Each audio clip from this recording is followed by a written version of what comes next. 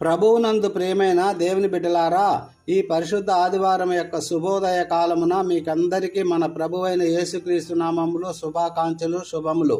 ఈ దినము ప్రభువు నియమించిన దినము. ఇది మరణమును జయించి విజయోత్సవముతో లేచిన మన రక్షకుని పండుగ. హల్లెలూయా, హల్లెలూయా. ఈ ఉదయాన మన ప్రభువు మనకు ఒక అద్భుతమైన నూతన వాగ్దానాన్ని అందిస్తున్నాడు. ఆ వాగ్దానము ద్వారా మన జీవితాల్లో నూతనత్వాన్ని అనుభవిద్దాము. ఆమెన్.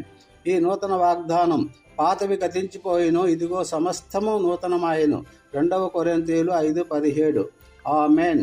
అవును, ఈ ఉదయాన మన దేవుడు మనకు చేస్తున్నట్టు గొప్ప వాగ్దానం ఇది. పాతవి గతించిపోయిను, సమస్తము నూతనమాయెను. ఈ మాటల్లో ఎంత లోతైన అర్థం దాగి ఉందో కదా చూడండి మిత్రులారా.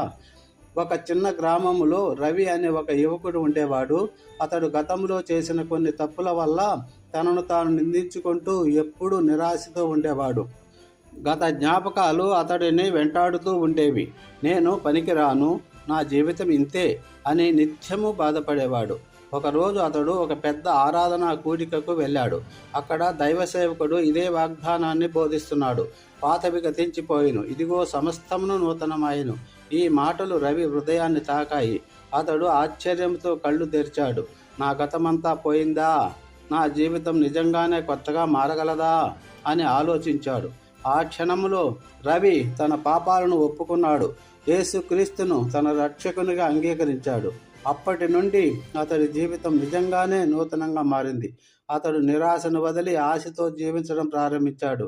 తన గత తప్పుల కోసం తనను తాను నిందించుకోవడం మానేసి దేవుని కృపలో కొత్త ప్రారంభాన్ని పొందాడు. ప్రియమైన సహోదర సహోదరి, ఈరోజు దేవుడు మీకు కూడా ఇదే వాగ్దానాన్ని చేస్తున్నాడు. మీరు గతంలో చేసిన తప్పులు కావచ్చు, మిమ్మల్ని బాధపెట్టిన జ్ఞాపకాలు కావచ్చు, లేదా మీరు ఎదుర్కొంటున్న నిరాశ కావచ్చు. వాటినన్నిటినీ ఆయన తీసివేస్తున్నాడు.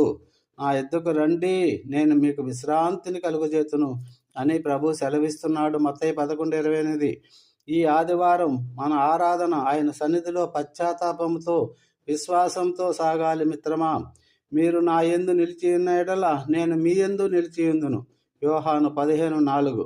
అవును తండ్రి, నీ యందు నిలిచి ఉండటానికి మాకు సహాయం చేయండి. మా బలహీనతలను, లోపాలను నీ పాదముల చెంత పెడుతున్నాం.